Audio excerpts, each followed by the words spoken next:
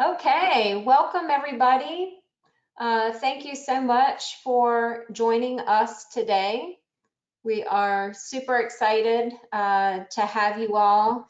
Hopefully you're all catching your breath after the end of Labor Day weekend. I know it has been a strange summer for all of us, but hopefully you had a successful, safe, and fun Labor Day weekend at your pet care businesses or even your family and friends. Welcome to our seminar today. We're thrilled to have our panelist, Carmen Rustenbeck from Ib Psa. She will also be joined by PAC's own Stephanie Shipley, who owns a fantastic pet care center up in Canada. But welcome.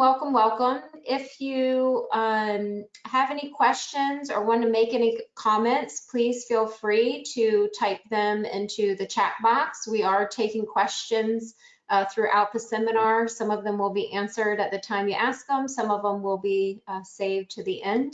Before we get to our headliner today, which is Carmen, I'd like to just tell you a little bit about PAC. PAC has put this seminar together with Carmen from Ib Psa. If you don't know much about PAC, I'm going to play you a little video that we have here. It's just a minute long for you to learn about our great organization, and then we'll talk a little bit more. So without further ado, let me just put this video on. As a professional pet care provider, you assume you are good at what you do. But how can you prove to prospective clients that you have the training and skills to provide exceptional care for their pets? The Professional Animal Care Certification Council is here to change that. Independent certification is becoming essential in the pet care industry, and PAC is the not-for-profit organization that offers 3 different levels of certification. Whether you're a provider who spends most of your time hands-on with the pets, a manager, or an operator, there's an exam specially designed for you. PAC certification is how you can set yourself apart as a credible professional in the world of pet care. Validate your knowledge and expertise with certification today. The Professional Animal Care Certification Council. It's safer in a PAC. All right, great.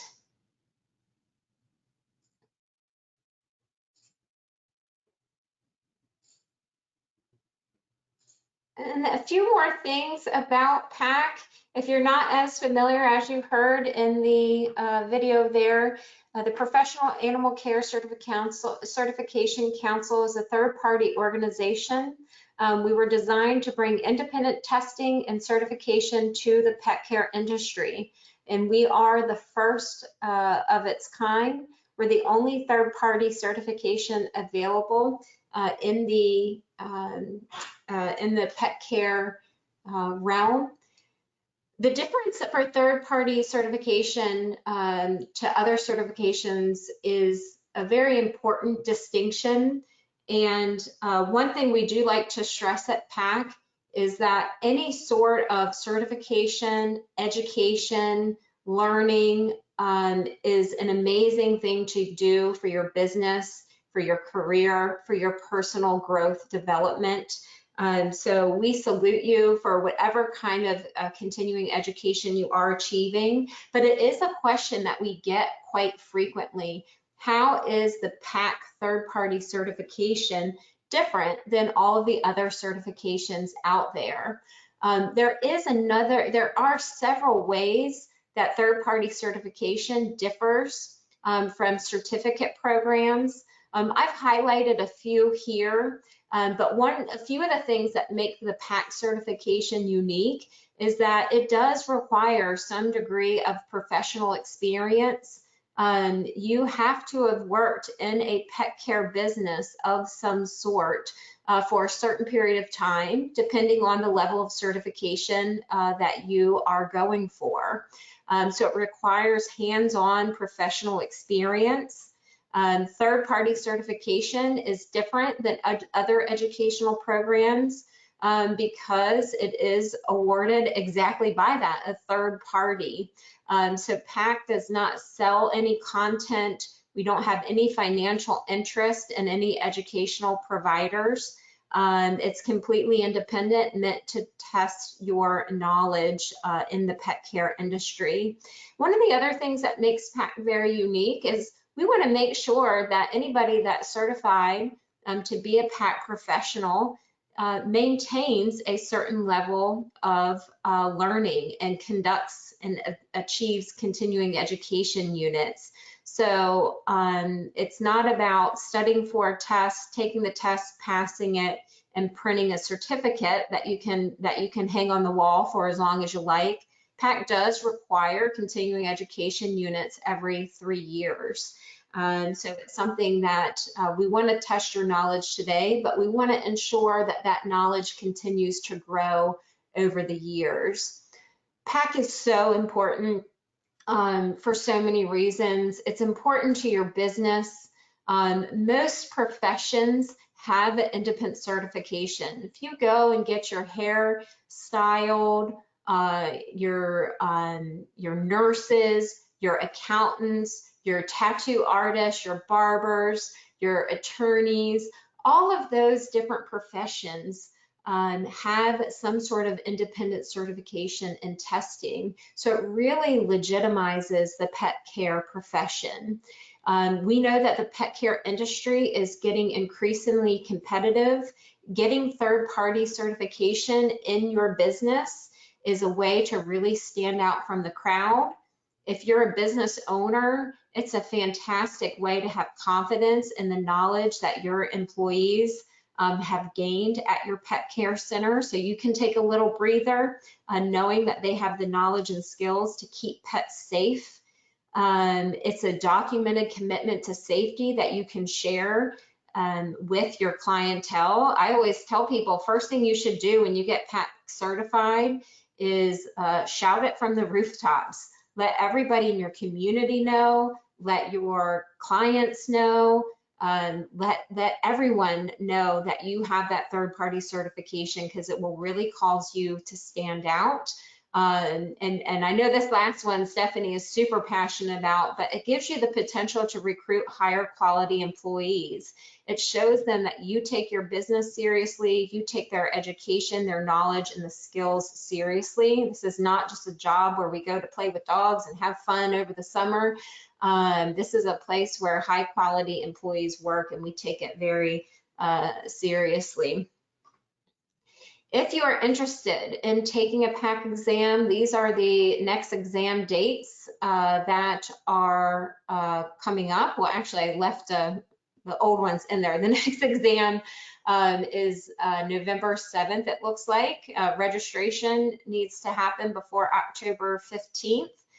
So you have that deadline there. If you're already registered or even thinking about registering, join one of our Facebook study groups. We have a study group that you can join for provider, manager, or operator. So if it's something that you're even considering, joining a Facebook study group is a great way to dip your toe in the pool a bit and see what it's all about. Particularly, I think the provider level is a very active study group, so that's a great one to join. If you're not quite sure which one to join, go ahead and join that provider level study group, because it is quite active and has a fantastic leader. If you want to learn more about PAC, you can visit our website as well. We'll post that here at the end. But it's pacsearch.com, and I will post that in the chat box for anybody that would like it. Without further ado, on to our speaker for today, Carmen. If you are muted, go ahead and unmute yourself. Are you there, Carmen? I am. All right, sounds good. That's the moment where I breathe a sigh of relief. Everybody can hear you. So I'm going to go ahead and change the presenter rights over to you.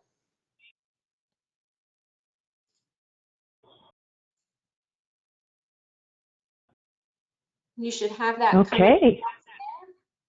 All right, very good. I will leave it to you, Carmen. Thank you for joining us, and we are looking forward to the information you have to share today. Thank you, Alana, and thank you to the PAC board and community for having me on to speak to you today. And I dragged Stephanie Shipley on with me today.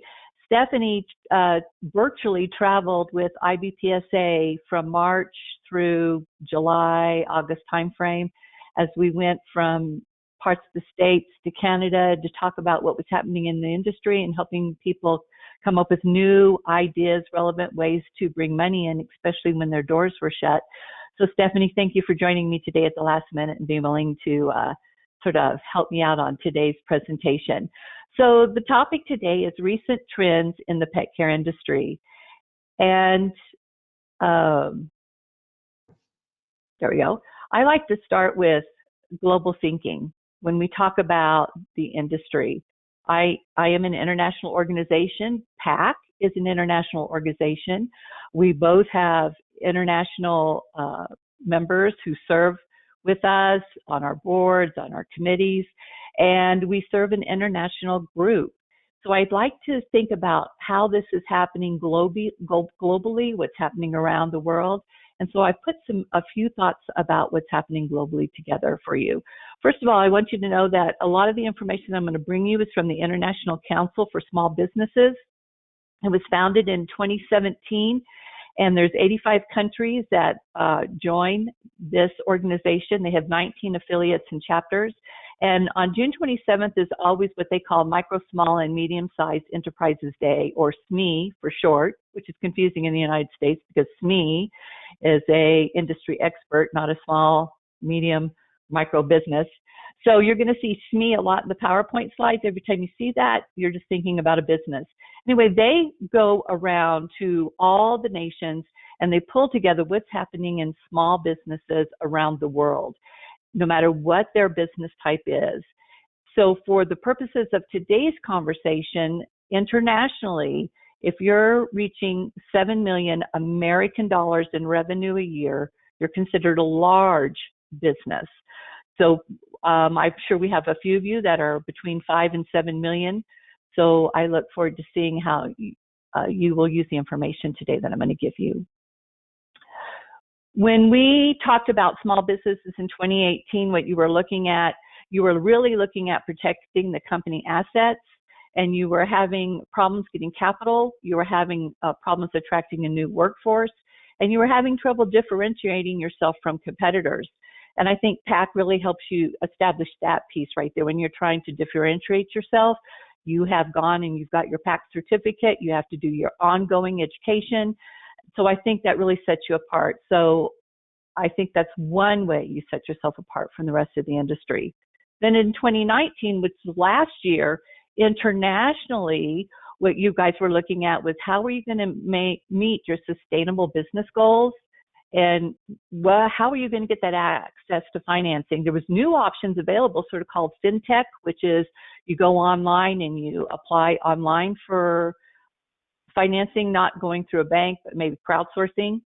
Then you were attracting a new workforce. How were you going to get that done? Then there was this customization of services and products. You all are really getting into customized applications, customized services. And in 2020, we're going to see how you just really had to go beyond the normal customization to start bringing revenue in when your doors were closed. So then we had to redefine the innovative process. What does that look like? How do we become an innovator in our industry? What sets us apart as an innovator? Doing business in a digital manner. There was a lot of small business owners, especially in our industry, who were still maybe just working off a Facebook page. They had not developed a website. They were not using apps for their clients to be able to book online. There was a bunch of things that were missing in our industry. So how do we stretch our business and to be into the digital world? And then, of course, as pet care service providers, we're always looking at how we do our business in a humane way, but throughout the world, not every small business was considering the things that we consider, since we do take care of people's pets. And then we were having to navigate the new trade wars, and we're still having to navigate trade wars, whether we recognize it or not. Costs are going up. For some small businesses in America, costs have gone up as much as 45% for some items. So when you start having an item where the cost continues to go up and up, you have to figure out where are you going to get the money to pay for those higher costs, which means you have to reevaluate your business plan, maybe increase your cost to your clients on boarding and daycare and other services. So watching how those trade wars are going and how that directly affects you is very important. Then last year, we also talked about the impact of 1.8 billion people who would change the world. This is Generation Z, or Z, as I call them. They are the generation that is 11 to 24. It is the largest generation that we've ever had on planet Earth. This generation thinks very, very different even from millennials. Now, millennials have become our largest generation of pet owning. Millennials have chosen not to get married earlier and wait to have children. So they like to say they're practicing with the pets. If they can keep a pet, then maybe they could get married and have children, or just have children. So, but right now, this next generation coming up that are in college and graduating high school, that's 1.8 billion of them. That will be your next workforce, and those will be your clients in the future.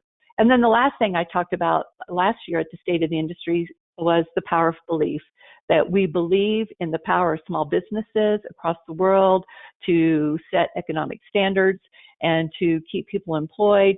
And so we believe in ourselves, and we believe in the mission we have as small business owners. So then 2020 hit, COVID, March 9th, we got shut down across the United States. And everything we thought we knew about what our market was going to do, it's gone.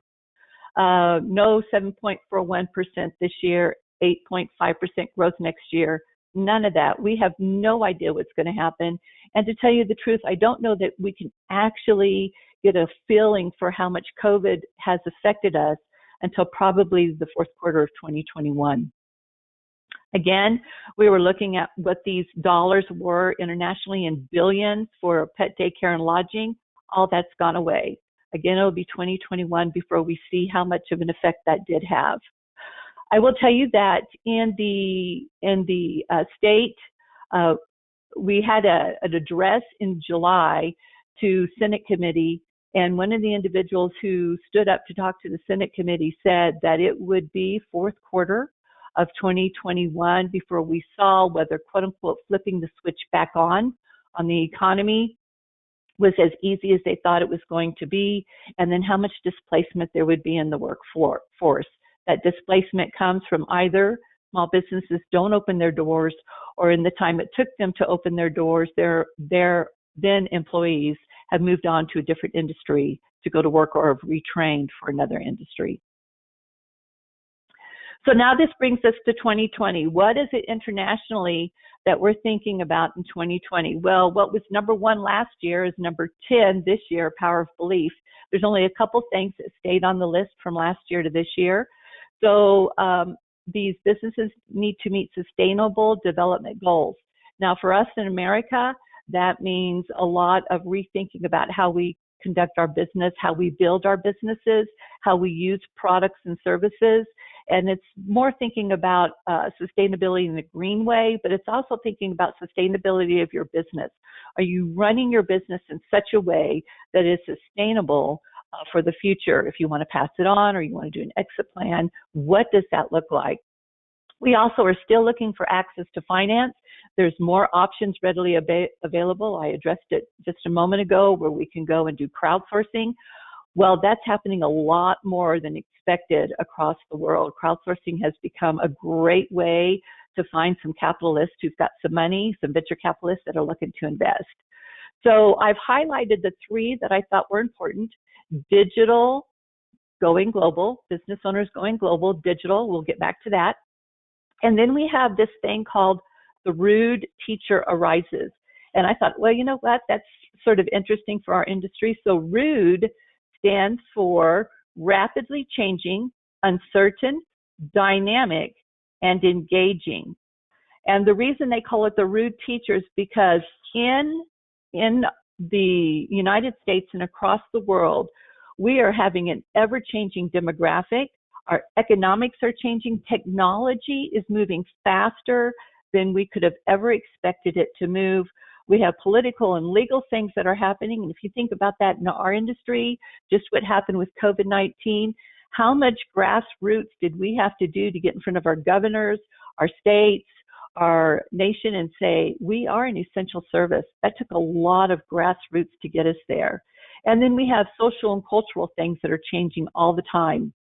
So this rude teacher, as they call it, is somebody who's on the cutting edge, who's looking to train differently, using every aspect of training material that they can, in every form they can use it, and they're always on the cutting edge, and they're very innovative. Small business, they're about doing business the humane way. That was from last year also. Again, we're navigating those trade wars because every time costs go up, that affects us. And then the second thing I wanted to focus on is this idea of the fourth industrial revolution. And again, this is very apropos to our industry. You'll be surprised when we get to it. And then the rise of the entrepreneurial city.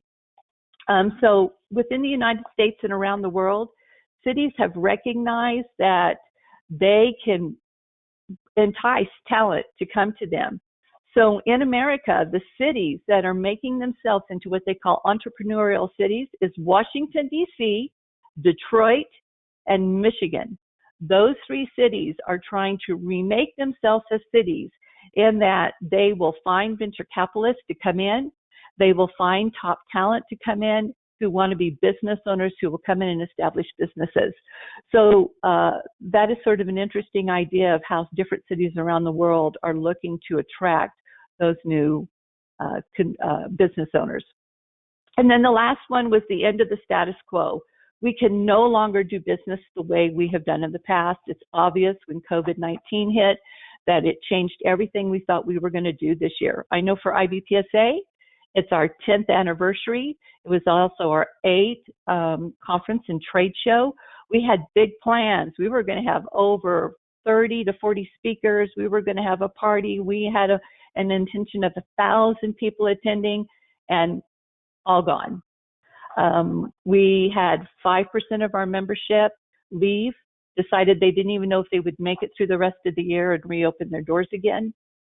Another 7% of our membership has stayed on, but they do not have the capacity to do anything but just hang in there. So we're trying to help them and service them as best as we can. So that's a large portion of membership. That's almost 20% of membership, which could equate to about 20% in the industry that is looking at, can I survive this? And part of that is because they found out that they were not as healthy as they thought they were. The industry, we have survived a lot of things. We survived 9/11, we survived 2007, other economic downturns, but this economic downturn is not the same as the ones previously, and that those were because we had an unhealthy economic environment bubbling beneath the surface, and then all of a sudden it bubbled up. And then it put us into a downward spiral economically. This particular case, a decision was made that we needed to distance ourselves and stop the spread of the SARS virus. And so the idea was, well, we can flip the switch to stop the economy and turn it off. We can flip the switch, turn it back on. That's very simplification. But the idea is that what we're suffering from now is not because of a bad economic environment. We were very healthy across the world in February of this year. So the idea being, if we can open our doors back up slowly, then maybe we can find ourselves to a healthiness again quickly. So now I have, what are we facing right here in the pet service businesses? And these, after I've talked to everybody across the world and across the United States, I think you have 3 issues: controlling cost. Some of you are not bringing revenue in, but you still got a mortgage to pay, or you still have rent to pay. There's things that you purchased and you're figuring out how you're going to make those payments. Then how do I make money even if my doors cannot be 100% open? How can I bring in money? And then the number one thing is, how do I keep my doors open? And so that's where Ib Psa comes in and says we are an essential service, and we are still fighting that battle that we are an essential service nationwide, worldwide. We take care of frontline workers' pets. And I have had many, many facilities reach out to me and say, if it wasn't for me going over to the doctor's house and picking up the pets or the nurse's house and picking up the pets would have been left alone for 48 hours because they could not leave the hospital to go home. So I know that we are an essential service worldwide. So this takes us to the conversation that I wanted to bring Stephanie in on about the top 10 recent trends that Ibby Psa has been experiencing. And Stephanie can speak to this because, again, we traveled across the United States to do this. So I think the first thing we had to do just to get our doors open was reorganize our facility and do some infectious disease cleaning protocols. And for those people who went to homes to pick up pets or walk pets or take care of pets, we had to develop a whole new set of protocols about how you protect yourself as the pet care service provider.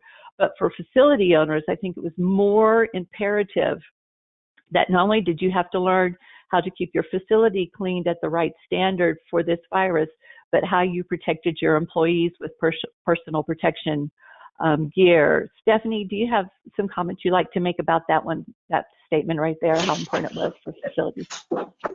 Yeah, absolutely. I mean, we're north of the border, so that we do have a little bit of a different COVID-19 situation going on, but our reaction has been very, very similar.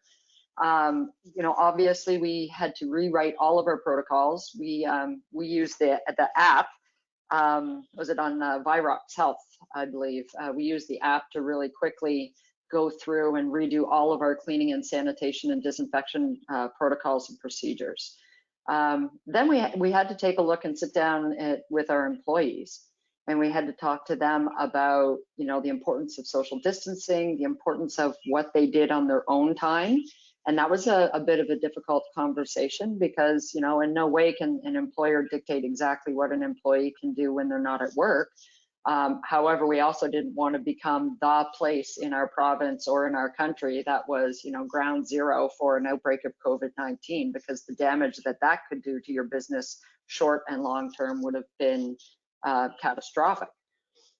So we revamped all of our cleaning, sanitation, disinfection protocols. We retrained all of our staff because at the beginning of this, we didn't have any dogs to take care of. So we reinvested in our employees and did all retraining, put our SOPs in front of our employees and had them rewrite them and test them, and really made sure that our clients were very aware. We did Facebook Live videos on our Facebook page to our clients about how we would be accepting dogs at the time of arrival and how we would be giving them back at the time of departure, because our clients needed to feel comfortable. Our clients needed to make sure we were taking care of our staff, their dogs, and them. And then our staff needed to feel comfortable with the same three avatars as well. And this is just for basic sustainability of the business, to keep our doors open and make sure that our staff and our clients felt safe in the environment that we were providing. Absolutely, absolutely. So the number 9 thing that I felt that was really interesting was how many new pet owners we had after we started closing down. They decided they wanted to get pets. We started to have, in certain parts of the country, what we're going to call temporary shortages of pets available to adopt. I know there was an article that came out in New York City. They had a waiting list for pets that they wanted to adopt. So with that came this idea that now, how, as a small business owner who takes care of pets, how do I bridge the gap from me, the business owner, to that new pet owner? And so some relationship building had to start happening across the nation and the world, where we started building relationships with rescue organizations so that we can get our name out in front of them, so we can get those new pets. And not only that, but going to the digital side of this, reaching out to these new pet owners and saying, hey, are you a new pet owner? I've got some advice for you. And start doing video and things to reach out there and get in front of those pet owners. So I thought that was another interesting thing that happened more than any other time, just because the adoption rate went up so quickly.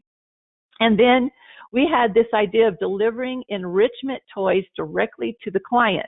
Now, Stephanie, I know you guys had a lot to do with this. When the last time we spoke, are you still delivering enrichment toys to your clients and picking them up at the end of the week and delivering a new toy?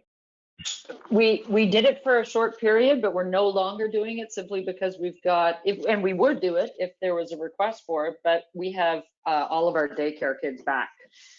So we're Okay. back at our pretty much our full capacity. But it was like a frozen Kong enrichment puzzle toy type of delivery service where we would go out, and I would run into town like once a week, and I would do the deliveries, and then they would rent that equipment for me for the week, and then I would come back a week later, pick them up, take them back to the facility, clean and disinfect, and then be ready to deliver them out again the following Wednesday.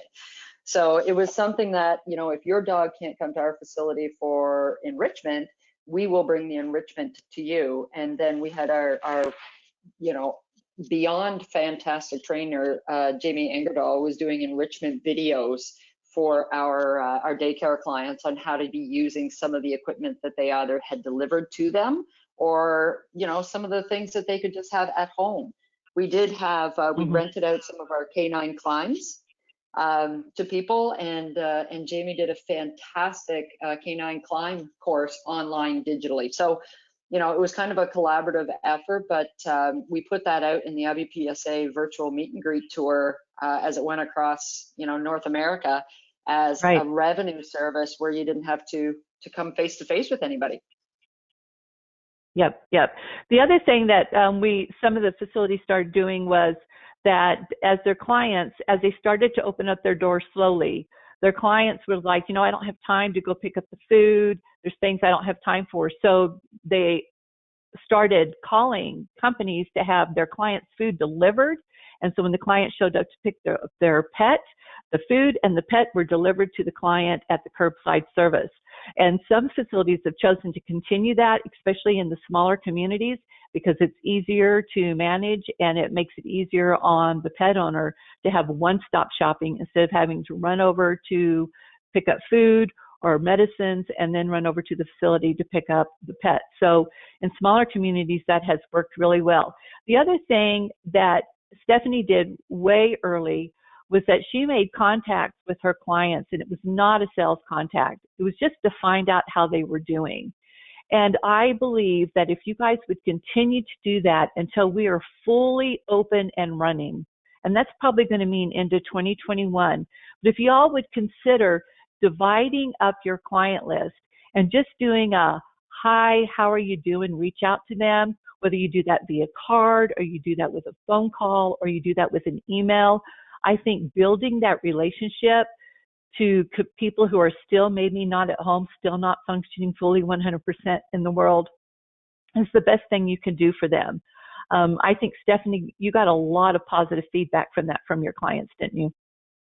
We absolutely did. We started because, again, we didn't have any dogs when all of this fell the weekend of March 14th and 15th. Everything kind of just went south real quick. I just started, you know, with our extremely valuable clients. I would call them, you know, the ones that would come in our daycare every week or 2 or 3 or 4 times a week, and I started calling them. And then I started calling our boarding clients that come more regularly, and then I was getting to clients where, you know, I haven't seen the dog in a year and a half for boarding, and I called those people too. And it really was not, that was the hardest thing to you know, really advise my staff as well, was this is not a sales call. But we got on it really early, just saying, hey, we're here if you need us. If you need anything at all, you know, you're part of our extended family. So, you know, if you need us to run something to your house, or you need us to do this, or you know, we're still here, and you can still call us for help, whether it's even at this point related to your pet or your own personal health. Let us know how we can help you. And it was exceptionally well received. People just couldn't believe it, and they were at home and they just wanted to talk to somebody. So sometimes these conversations were 20 minutes long, and they were telling me how their dog was doing, and I loved it, and they loved it. And now they're back, and they talk about that call quite frequently. Right.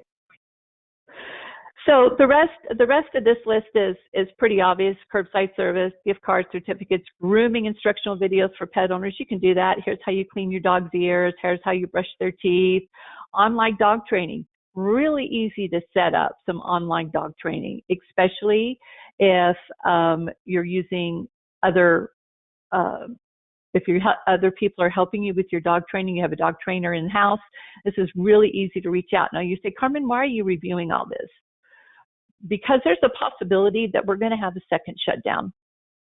The flu, we're coming into flu season, and there's great concern around the world that a second shutdown will come to America. Now, I'm hoping that throughout the world, we do not have this second shutdown. But if we were, what could you take away for today to put in your back pocket so that you could keep revenue coming in by taking something that you would normally do in-house and using the internet to use that? That brings me back to my digital going global. I want you to think about how many things that you can deliver via the internet that used to be that you did it on the internet and it was for your local community, it was for your county, it was for your state. But I want you to think about how you could go global with that. Do you speak a second language? Do you know if you could start presenting whatever you're doing in-house on the internet in a second language, you just opened up a whole new door. Here in New Mexico, Spanish is our first language. I don't speak Spanish, I speak English. But if I really, really wanted to increase my reach here in New Mexico, I would become fluent in Spanish. And then my reach would be unending because everybody speaks Spanish as their first language and English as their second. So I think it's something to think about. What do you do on the internet? What do you present on your website, on your Facebook page, on your newsletters? What are you doing that's digital, that could go global, that could bring in another revenue source for you that does not necessarily have to go away when fourth quarter 2021 comes around and we're hopefully all fully back up and running? So that was the first thing I wanted you to think about in this. When we talk about the end of the status quo, what we mean is that everything you used to do in your business, no matter how long you've been in business, has to be reevaluated. You have to go back to basics of what your business is about. You have to shut out all the noise and think about, what do I need to do today to get through this month, this next quarter, the next 6 months, the next year? And that's what I've been talking to people about across the world. What are we doing? What are we doing to plan for if we don't have another economic downturn because of COVID? And what are we doing to plan in case we do? Do we have both of those scenarios laid out? This is the perfect time to leverage the opportunity to build a better business plan, to be thinking about both of those ways. What happens if we shut down? What happens if we don't? What does that better business plan look like? You need to start thinking about adopting technology. And I don't think we realize how big technology is for us in our industry. For the pet parent, as you all in PAC refer to them as, they were participating in 2018 in smart pet products. So these are products that are all technology related. In 2018, the sales to the pet owners reached $565 million in the United States alone. So we talk about what kind of pet technology were they using. The 24% were using pet technology for health and veterinarian. 22% were using it for pet services. 20% were using it for smart stuff in their home. And then there was another 22% that were using anything that was smart technology with their pet, no matter where it was at. They were outside those others. So that's a lot of information coming to the pet parent from smart technology. And when you use smart technology, you're using it, whether they can register for boarding on your app, whether they can do it on your website. When they have an app, are they using what we're calling that location, where they can just text in and say, I'm coming in the driveway right now, can you meet me and pick up Java, my dog? Or I'm coming in to pick up Java. DoxyWorks has an application that they attach to the app that allows you to know how many minutes your client is away from coming to pick up their pet. It just notifies you of that. So all of these technologies, when we look at this idea of the fourth industrial revolution, this is where all these technologies come into play, where all this data is collected for small business owners, and where AI starts to help make decisions for you as the business owner, but also for the pet owner. So let's talk about how you currently use AI in everyday things. Have you Googled it? Did you ask Siri? Did you call Uber to pick you up? Did you use technology to book a hotel room? Did you swipe your card when you went into the grocery store? Did you swipe your little discount card? All of that information is collected in an AI format. Did you take advantage of some online free education for the rest of your life? Did you tell them about yourself? All of that AI technology you start using, once you use it consistently, then the AI technology starts recognizing what you're going to do next. Same way when you go do Google something and you found it and then it starts following you. If you feel like you're being watched because whatever you clicked on starts following you through all your other searches. So that's sort of the same thing. It's learning your behavior. It's learning your habits. Well, this technology with the pet owners happening in the same way. It's learning their habits, learning their technology. The AI is giving ideas for how we can make the technology better. And this is this fourth industrial revolution that we see going on right now. Technology is moving so fast that even people who are developing technology are having a hard time keeping up because the AIs are making decisions for the pet owners and the small business people. So you need to start thinking about how you can adapt your technology to be more modern. Now, Ib Psa has the same problem. We have a CRM. We call it an association management system. We have a learning management system called an LMS. We have a way that we send out information to you on a weekly basis. All those AI products come together and give us a picture about who is following us, who's talking to us, who's participating with us, who's taking advantages of our services. But having said that, our AMS/LMS is only 5 years old and it's already out of date. So we need to make an improvement. Well, Ib Psa is in the same situation you are. We just don't have an unlimited amount of money. So we have to consider a 2-3 year plan about how we can upgrade our technology so that we can meet the future for the industry for the next 15 to 20 years. The other thing that we learned is that we may have had a crisis management strategy of some sort, but really we need to think hard about what does a crisis management strategy look like, whether it's a pandemic, whether it's an economic downturn, whether it's loss of somebody in your business who is a key employee or a key owner. What does that look like? And have you really thought that process through? A succession plan, what does that look like? Have you thought it through? Crisis management as it relates to weather, all those other things that Ib Psa talks about, all those plans need to be considered. We need to be aware that we have to come together as an industry to fight legislation that hurts us. Ib Psa did as much work as we could, as quickly as we could, reaching out to every governor.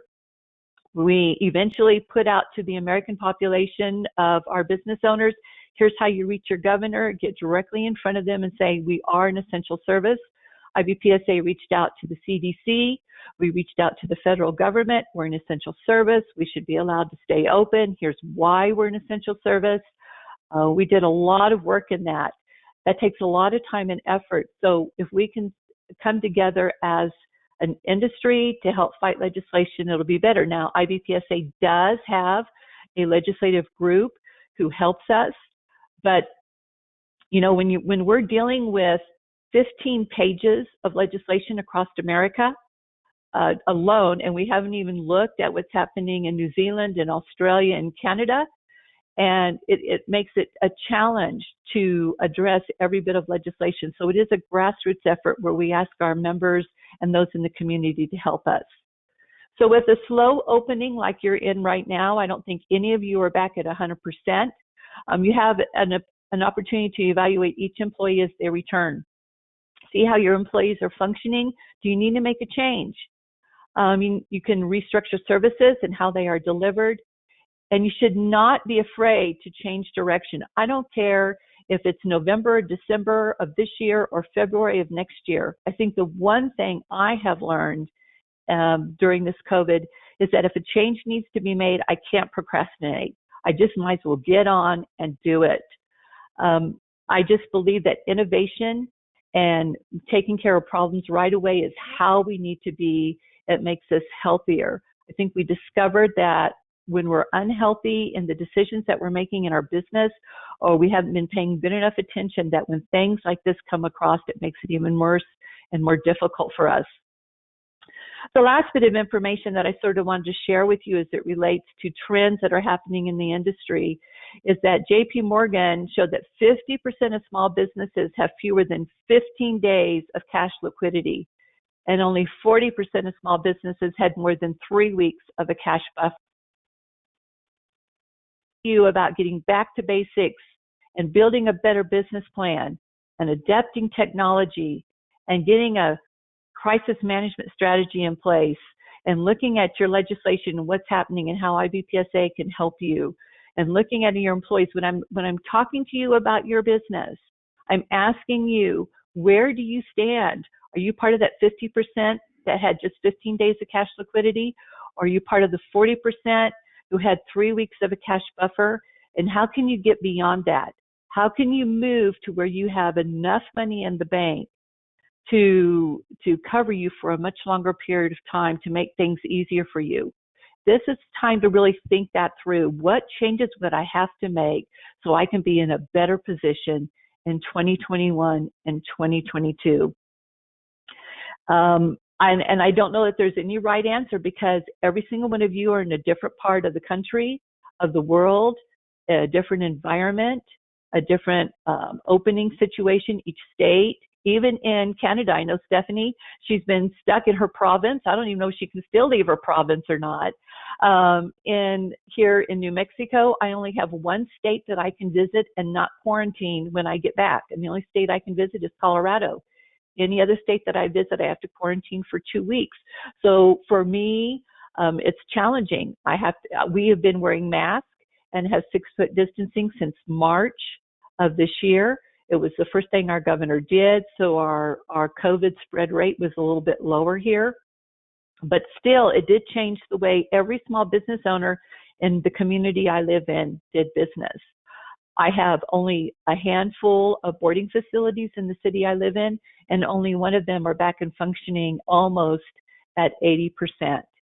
And that's with nobody comes into the facility except for the employees, and everything's done via curbside service or via applications, digital technology. So do I have any questions at this time, Alana, that I need to address? Just one question, Carmen, and you have answered it, but just to point it out, it came in about the online classes with grooming and dog training.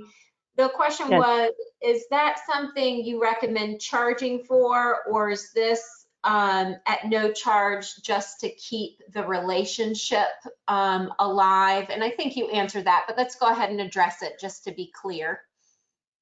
Right. I think it depends on where you are financially. I say if you have the capability to do this and do it and charge for it, I think you should charge for it. And I think you need to think about the future. Is this something that you could continue doing in the future once you get your doors open 100%? Or is this just a stopgap measure? I know the facility here that I use in New Mexico, they started doing it as part of their bringing in revenue.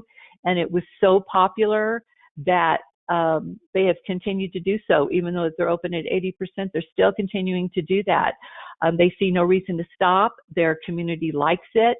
And so I think it's up to you. I also think for the grooming piece, just to help, I think the grooming piece, though, is a little bit different in that you're helping the pet owner learn how to take care of their pet better. And this is really important. When grooming was shut down all over the world, people didn't have a clue how to clip the hair to keep the hair out of their pet's eyes. They didn't have a clue how to do that, or how to clean their ears, or even brush their teeth, or clip their nails. And so just those basic maintenance things, just to be the person who educates them, can bring more value to you than you can realize, because now you're the person they're going to go to when they have another question. And so I think it could be both ways, but I do believe that training should be a paid for item, whether you use that via Zoom or however you present that to your client.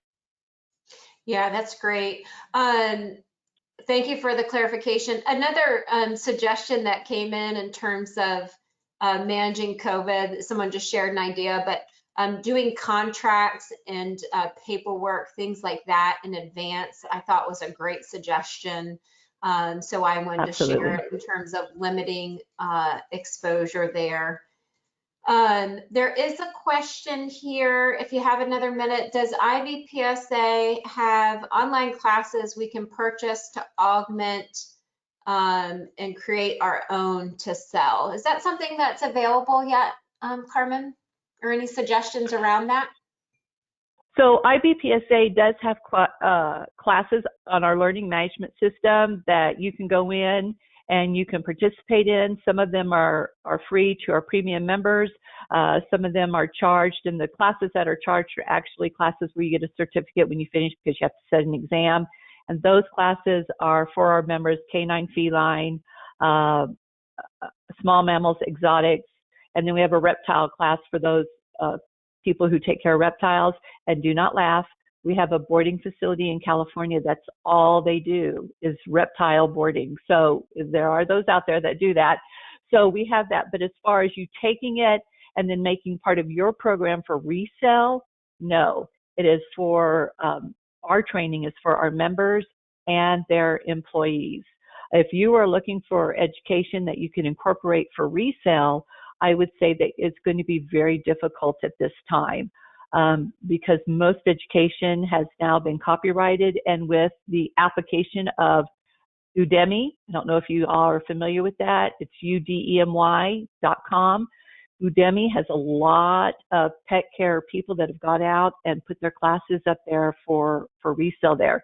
So information that used to be free is now being copyrighted and turned into classes and used in different ways. But we do have material for you to use in your facility to educate yourself and your employees. Yeah, great use of time if folks are a little bit slower, especially now that summer has ended. And one Right. person asked for suggestions, and I apologize if you covered this in the beginning, because I was handling some technical difficulties, and I know you talked about new pet owners, but do you have any advice on how to connect with what this person has called a COVID puppy adopter? Yeah, so this is what I suggest you do. I suggest that you go and build a relationship with the rescue organizations, whatever societies you have in your community where pet adoption can occur. And I would do that by taking them a free pamphlet, a brochure that you can lay out there, and you can say, wow, we have classes for the new pet owner. We have, and they can do these classes online, or they can come to the facility and we'll help them in the facility. We do doggy daycare, we do boarding, whatever it is that you do, you make it so it's really clear in the brochure that you leave. Also, I recommend that you give them a discount. And because you want them to come and try you out, and you want that first experience to be the best experience it can be. Now, I believe Robin Bennett has put out a puppy class. So there's all kinds of resources for you to grab onto to talk to that first time COVID adopted pet, and also help them, because they, you know what, they've adopted these pets. They've been at home with these pets now for how many months?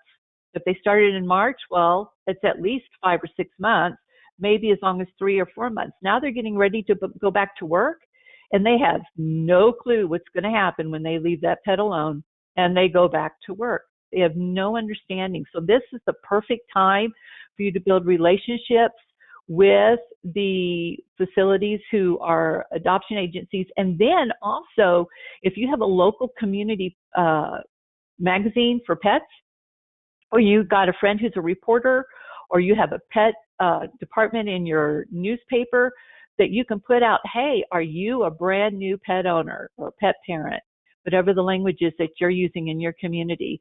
We have a free class for you. And then if you get in, then we have it discounted, because you want them to come to you and listen to you, because we know that they're going to be in a world of trouble when they go back to work and they leave that beautiful, cute Labrador who's 4 months old home alone. They don't understand that he can't be home 8 hours. So there's a lot of training that can go in there. And I would also start becoming the trainer for free in some ways on your blog, on your Facebook, to the community. Hey, have you thought about this when you go back to work? Is your puppy this many months old? Here's what you need to know. For more information, click here and get their information. In that way, sort of bring them down that sales funnel. So when they click, you get some information and now you can reach out to them. Great. And then Carmen, another person is inquiring, I think many people are in this boat, that they are just digging out of their summer emails, because a lot of owners are working in their pet care centers right now. Could you provide information on the Ib Psa Conference? Is that something, I don't know if you have a slide on that or not, but we would love to hear. Oh, okay, cool. Yeah, so if you could speak to that would be great. Right. So the Ib Psa Conference this year has gone virtual. It is September 29th, 30th, and October 1st. The conference itself starts on September 29th at 2 p.m. Eastern Time, and the last session ends at 6 p.m. Eastern Time. So that's Tuesday, Wednesday, and Thursday.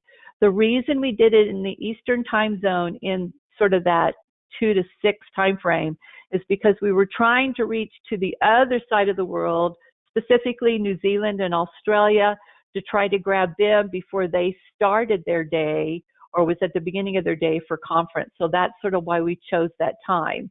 We are using a conference application called FeedLoop, and FeedLoop uses the ability for you to chat with the instructor while you're watching their video. Some of our instructors are presenting live, so they have an assistant, just like we do here. They have an assistant who's taking care of the questions and answers for them, but most of our content is videoed with the instructor chatting with you live.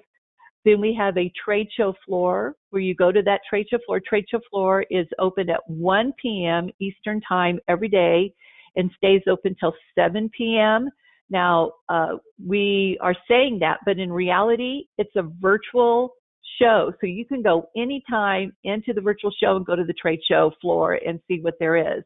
Each exhibitor will have a video available for you to watch. They'll also have material for you to download. And for the first time, FeedLoop has made it so that when you walk into a vendor's booth, 25 of you can automatically be in a meeting face to face.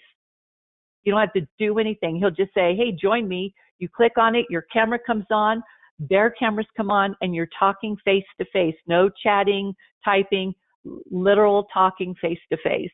And so then also the FeedLoop allows us to have small groups of 25 talking to each other face to face.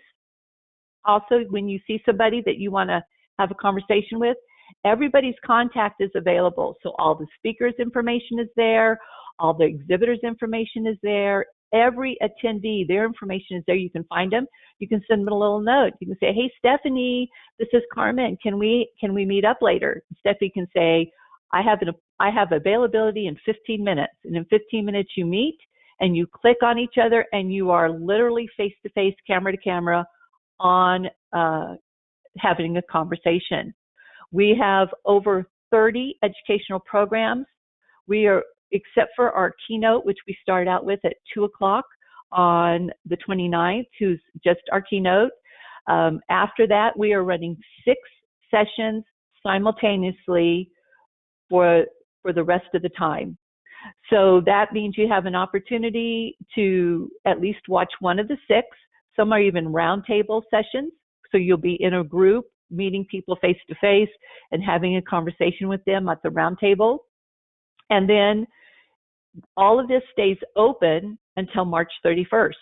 So you have until March 31st of next year to continue to go visit the exhibitor booths, download information, leave messages for them. You also have all that time to go and rewatch anything that you missed. Stephanie Shipley and then Kathleen Gage, for those of you who were at our conference last year, remember Kathleen, she went with our cameraman and she talked to people, and did live meetings. She did live with all of our exhibitors. Kathleen Gage and Stephanie Shipley are our MCs. So they will start out each day. During the breaks, go over to Stephanie and Kathleen and see them because they'll be doing gamification. They're going to have keywords. They're going to be giving away prizes. We have, 20 plus prizes to give away. Stephanie knows better than I what they are, but we've had generous amount of prizes being donated, which I just am thrilled by.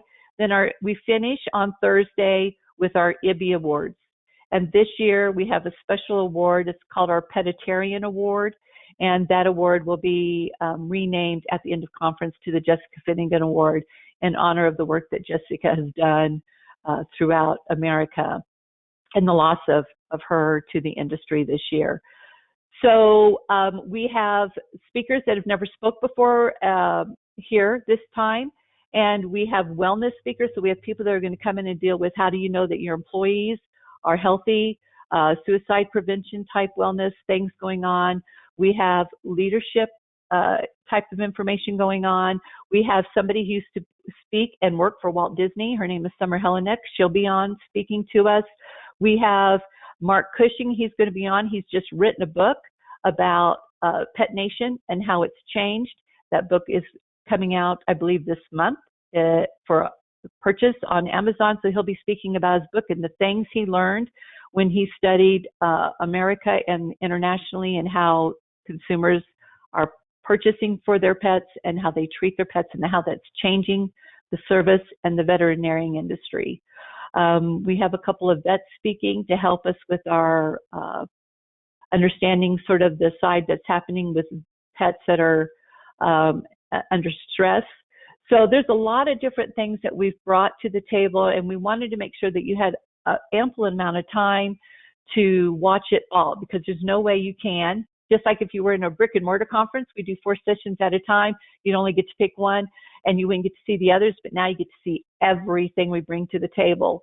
Also, I believe that Stephanie and Kathleen are going to give away some after seminars, after the conference seminars. And so there's going to be some more time to learn. Ib Psa is putting together some more information that you would get after the conference. You'll be able to participate and learn how to maybe implement some of the things you're learning at conference. So we intend to make this the conference that keeps on giving until March 31st of 2021. And so for our American clients, it's $199. For our New Zealand, Australian, and Canadian clients, we have made a adjustment because of the currency exchange. So it will be $199 in your currency, whether it's Canadian dollar, New Zealand dollar, or the Australian dollar. And so I've tried to make it as easy for you to come to conference as you can this year. And you can find it at petcareconference.com. You can register there. Yeah, Carmen, it's really, really exciting. I know that you spoke to PAC about it recently, and we were all thrilled. And I believe there's going to be 30 CEUs offered for the $200. You can't beat that, and all the time that you have to produce or to get those CEUs is awesome. And we love seeing each other, but it does cut down on travel costs too. So to get all of this price, we're just thrilled to hear about it. And I know people are typing in that they're very excited and that the conference sounds incredible. So we look forward to that. Speaking of the CEU code, thanks for hanging on here for the last few minutes. or an extra few minutes. The CEU code for today, if you need, it is approved for 1 pack CEU. And the CEU code is in the chat box, but I'll say it out loud. It's C as in cat, 170197. Carmen, we can't thank you enough. This is just information that's so needed to keep everybody powering through. I know as the summer comes to a close, we're going to have a little bit of a lull. So this information, I think, gives everybody some great stuff to work with. And I can only imagine everything that we'll get at the Ib Psa Conference. I'm just super thrilled for that. Thank you, Carmen. Thank you, Stephanie, for joining us. I'll leave it to you. Any final words from the two of you? Stephanie, go ahead. I know you wanted to say one more thing before we go. I do, because we're just in the final stages of planning this. Kathleen and I have been working very, very hard over the past couple of weeks to make sure that we make your 2020 virtual pet care conference the absolute best it can be. Carmen talked about some of the prizes we're going to be giving away. You know what? If you pay the registration of the $200, it's worth the entry into the prizes, because they are going to be given away live. We've got some new products we're going to be giving away, et cetera, et cetera. So you do not want to be missing this conference, that's for sure. However, having said that, starting, I believe, next Monday and Monday to Friday, so the 10 days leading up to conference, Kathleen Gage and or myself will be going live to do a 20 to 30 minute Facebook Live with either one of the presenters or one of the vendors, so you can get to know what they're going to be talking about and really make sure that you're going to get the most out of this conference. So keep your eye on the Ib Psa Facebook page. We should be going live, I do believe it's around noon Eastern, Monday to Friday, for starting next Monday for the 10 days leading up to conference, the 14th, I believe, to the 25th. So make sure that if you don't already follow the Ib Psa Facebook page, do that and sign up for our notifications, because you're not going to want to miss our live events. Great. Thank you. Carmen, anything else from you? Yeah, just one last thought as it relates to PAC and getting your certification. When you attend a class, you're going to have to stay in long enough to answer a question. There's going to be a question that's going to pop up. If you do not answer the question, you will not get your PAC certificate for the class. So this automatically happens. Once you answer the question, the system grabs you and it sends you your certificate via your email address with the PAC, the class, and the PAC number. So this is the easiest it's ever been to get your PAC certification. Also, remember, the registration is for you only. So if you have another person in your facility who needs continuing education units, they must buy a ticket, because it goes by your email address and your name. So it's very important not to think that you can just buy one and everybody can get certified, because the certificate will only go to the person whose name and email address was registered. So it's just very important for you to know that, because we really want to make sure you get your CEU so you'll all be ready to take that exam. November, right? Or is it October? The registration deadline is October the 15th, and the testing window is November 7th to 21st of this year. If that is too short of notice for everybody or anybody on this particular call, PAC does have 3 testing windows annually. One is held usually each March with the registration deadline in February. One is usually held in the month of June, and one is held in the month of November. So, but if you are already PAC certified, this is how you're going to get your CEUs. So, and you can get them all in one shot. And even if you just got certified this year, you can submit your recertification and extend it another 3 years once you've completed your CEUs. Sounds good. Thank That's all you I all. have. Yeah, thank you so much. And thanks everybody for hanging on here a few extra minutes. And we look forward to seeing everybody at the Ib Psa Conference. It's going to be such a great time. Thank you so much, Carmen. Thank you for having me. I've enjoyed it. Yep. Bye-bye, everyone.